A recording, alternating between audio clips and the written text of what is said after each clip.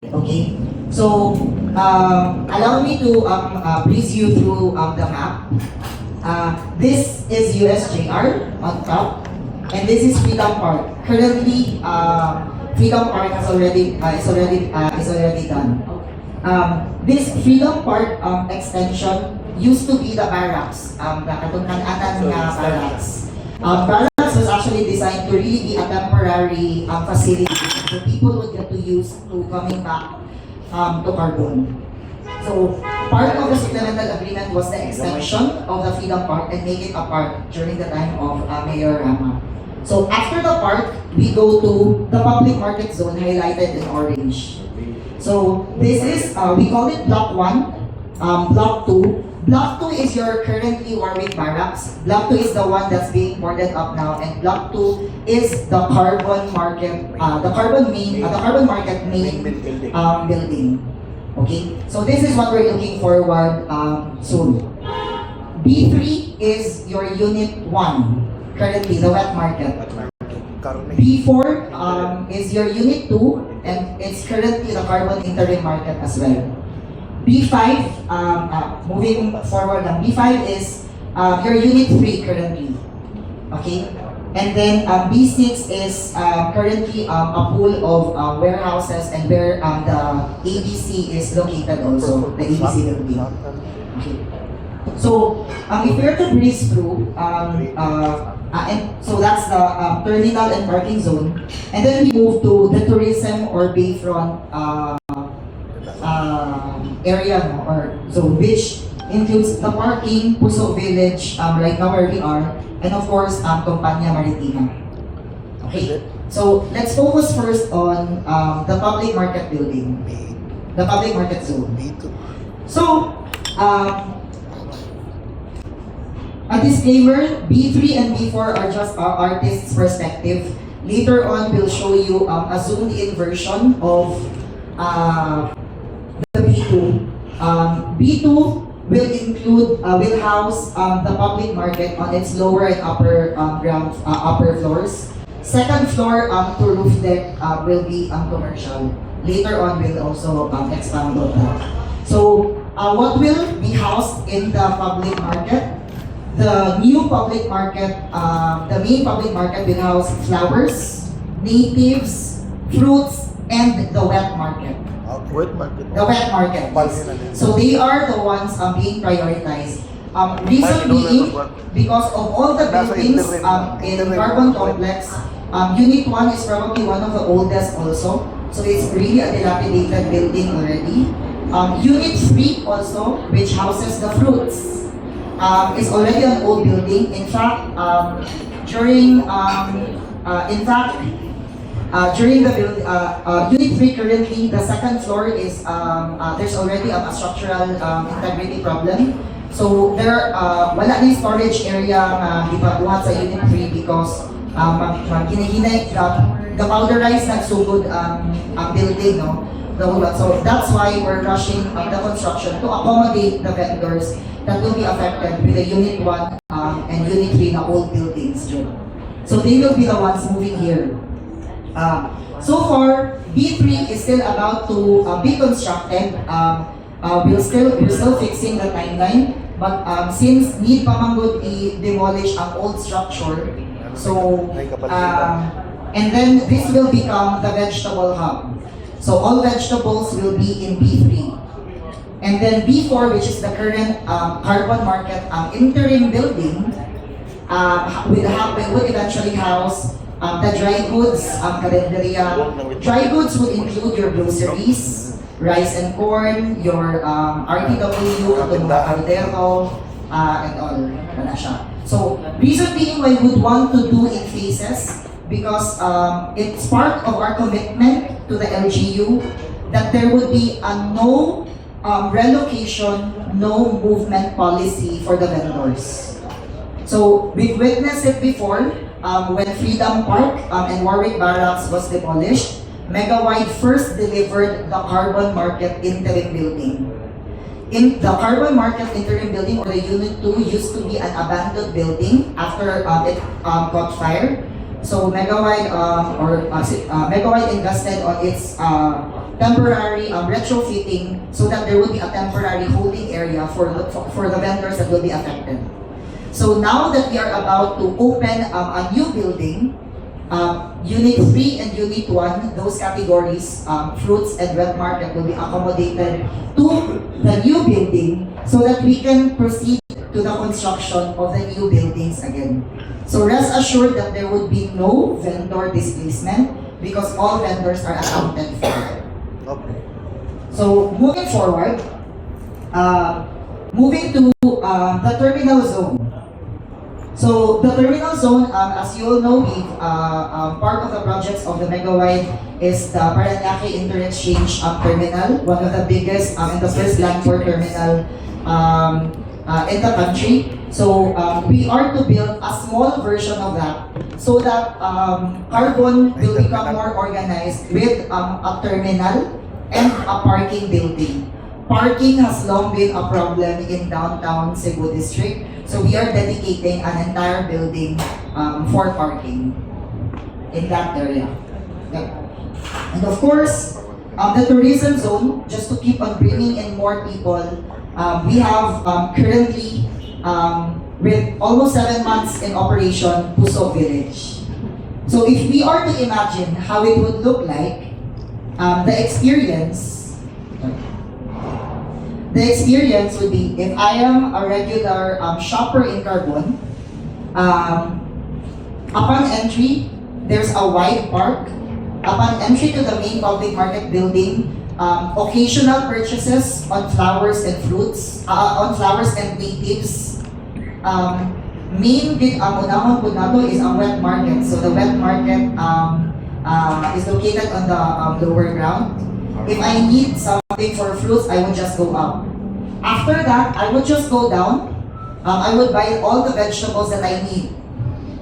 And then, itabok na po ko to B4, which houses the groceries, ang katong mga chiksarap, mga toyo, and others, and everything that I need. After that, there's already a terminal and a parking building that waits for me. All of these buildings eventually will be connected at a certain floor, so you don't need to go out of the street and cross the street. So all of the buildings will be connected.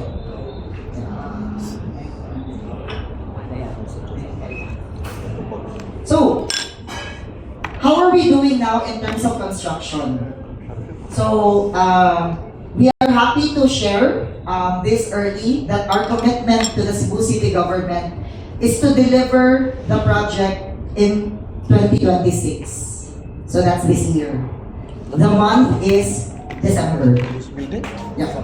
So we are rushing through constructions. Of course, with Megawide being known as a quality infrastructure developer also. 2 tower cranes are already active. You can visit, we can show you later on site. It's very visible at the 3rd floor of the Carbon interim building. Don't worry, you're allowed to take photos. Everyone's allowed to take photos or videos in the public market. Okay? Why are we committing? A lot of people are actually asking, kaya ba na in December?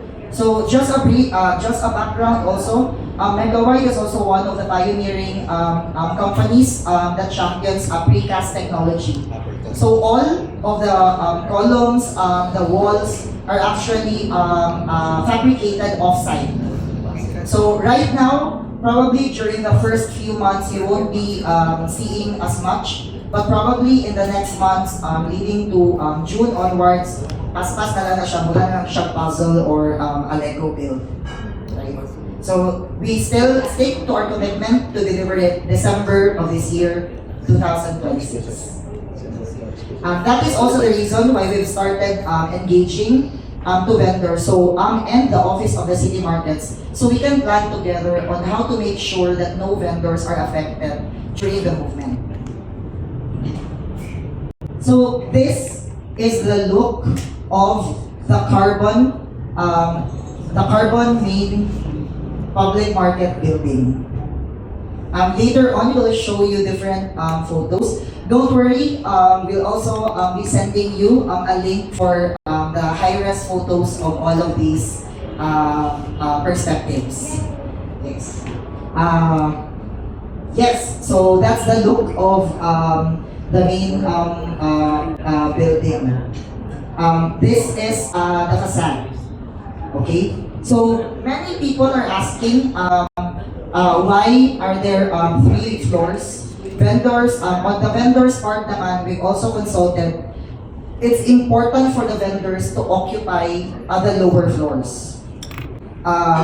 Meaning the lower ground and upper ground. Because based on our experience and our research also, if a public market is naa siya sa second floor, usually patay ang second floor. We've seen that in different public markets all over Cebu and even all over the country. Pag second floor na, dead siya.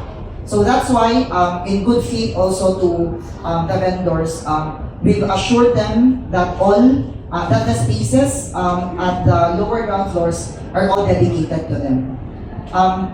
But since this is a media engagement, we'd also like to show you what's there to look forward in the upper floors of the building.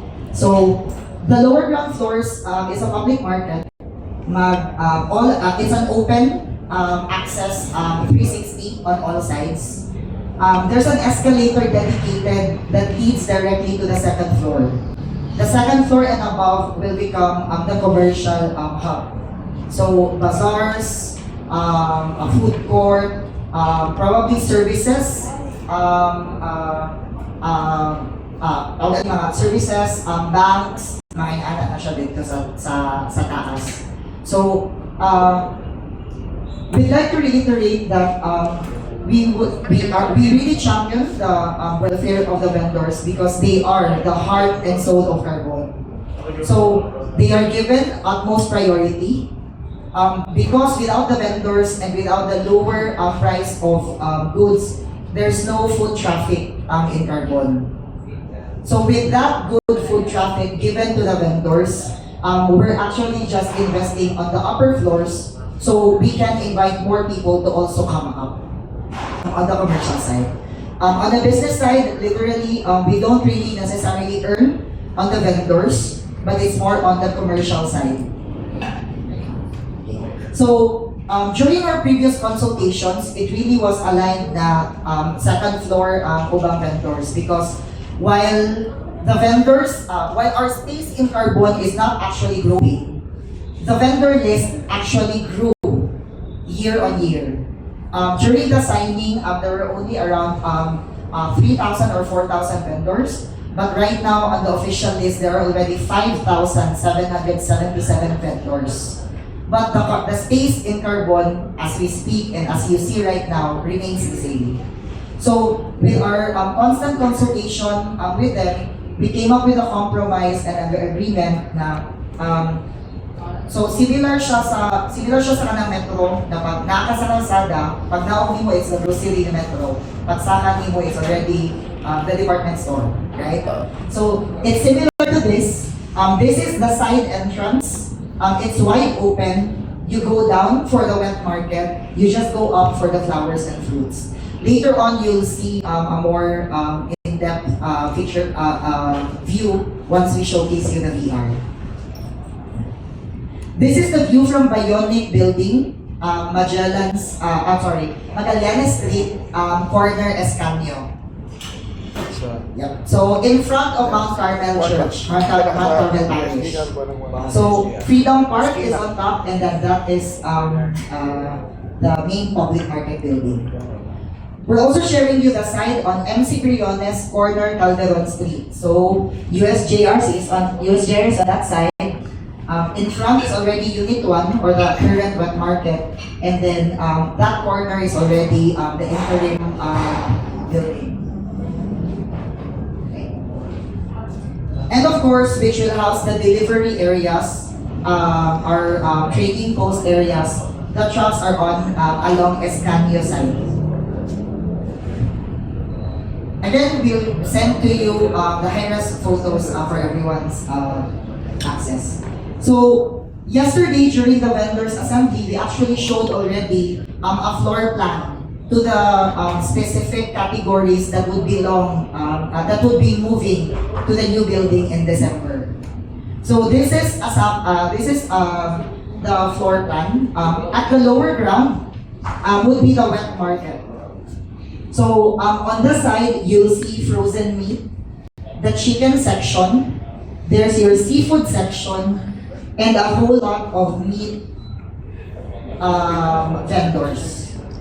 So right now, we're making an effort to really finalize the entire details because again, as we've shared, we do talapas pa siya, we do precast, no? So we really wanted to make sure what would be the exact number of vendors, which category do they really belong to, because it affects the entire sectioning of the and planning of the entire layout. And we want to really make sure that there's no vendor left behind, depending on what category and area they've identified or they're awarded na stall from the Office of the City Markets. So far, for B2 lower ground alone, we are to accommodate around 647 vendors. Okay. So we were also asked yesterday, how about the ambulant vendors? Are they included in the plan? Yes, because they are included in the official list of vendors. However, right now, as I think all of you are familiar, all of the ambulant vendors are scattered all over the streets within the urban district. And there's a mix of once you buy your vegetables, ang tapad na anay mag-fruits. Sa pikas po, sa pikas na side, magtapok ang mga wet. So that's the reason behind why inside we've also allocated smaller stalls to the ambulant vendors. So there is actually a space to accommodate the ambulant vendors. Later on, you'll also see the size and whatever they will be occupying. So yes, contrary to probably mga on-ground claims that the ambulant vendors are not included in the plans, they are included. And we've actually talked to a lot of ambulant vendors yesterday. They were confused at first, but when they saw that they are included in the plan, they actually sent in their requests on how the stall would look like. It's more on the operations. And we just told them that there will be a lot of assemblies pa. But right now, we're just doing it per phase. Okay? How would it look like on the upper floors? So the upper floors would be all of your fruits. Naa siya dito sa side sa Escanio because mas daghan man sila ka ng karga. So doon sila sa atong trading post. So at the facade, on the right hand side would be all fruits. On the left hand side, once you go up the stairs, you will be greeted with the flower stalls. Then at the back of the corner, kanidiri, so this is the corner na of MC Briones and Calderon, would be your natives section. We would also just like to reiterate that during our previous consultations with the vendors, per category, they actually have specific requests. So that's the reason being why tagsa-tagsaon na mo sila grupo because every vendor type and vendor category has a different need. So for example, sa wet area, sa wet section, the meat section, they specifically ask for a butcher's area. Right now, there's no butcher's area in Unit 1. So kanya-kanya sila. In fact, you may want to check on how they handle the mga carcass no ang katong madagko yun. So initially, we've also tried to accommodate a butcher's area. Right now, since our target is really to accommodate all of the vendors in that category, but we still adhere to their request, the butcher's area. When we presented this to them yesterday, they were pretty much happy.